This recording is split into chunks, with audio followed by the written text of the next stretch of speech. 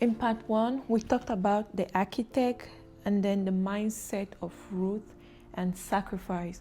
So part two, we're going to be talking about the strategy Naomi gave to Ruth, the battle at the threshing floor. Naomi didn't just give Ruth vague hope.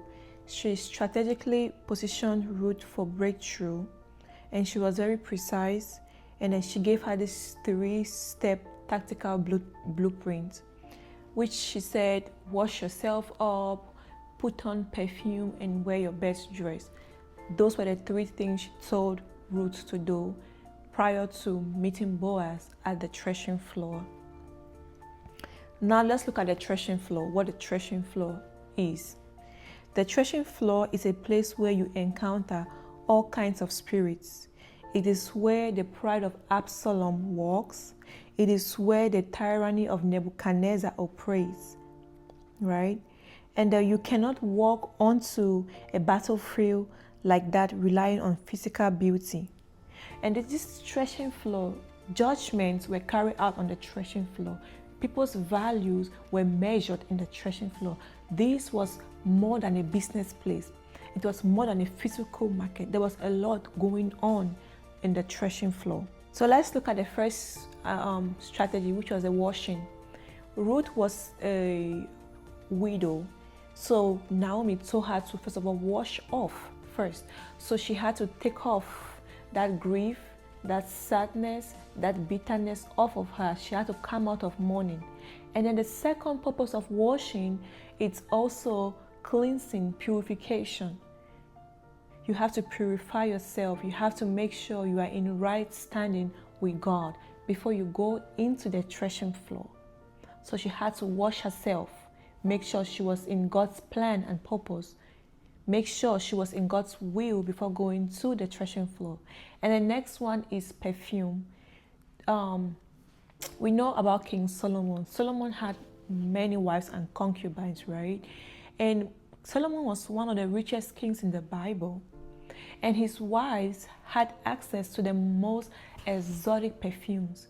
But none of those perfumes could keep Solomon. So you're not going to wear an ordinary perfume, or better yet, I would say, take a knife to a gunfight. So the perfume Naomi was telling Ruth to wear was the presence of God. You have to go into the threshing floor with the presence of God. Like David, when he encountered Goliath, he said, "You come to me with a shield and a sword, but I come to you in the name of the Lord, of whose army you have defiled." So you have to go in there with authority, and that authority is from God, not your authority, not any other body's authority, any other person's authority, right? So, and the third was the dress. This dress was not any physical dress you buy from Fashion Nova. The most expensive couture, $5,000 Chanel bag, won't give you a stake at the threshing floor, won't give you victory at the threshing floor. But the dress was a full armor of God. The Bible said, put on the full armor of God. So she had to go in there with the presence of God and the full armor of God. That was the only way she could get Boaz to redeem her. So that's the strategy Naomi gave to Ruth. Naomi brought the strategy.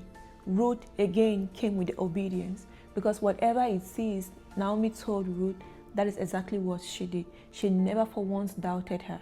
So there was obedience and there was strategy. So in part 3, we're going to be looking at the role of alignment, the importance of alignment. Because there was a character, there was a man who, out of misalignment and lack of discernment, he missed his opportunity. Stay tuned and we'll be talking about this in part 3. See you in the next video.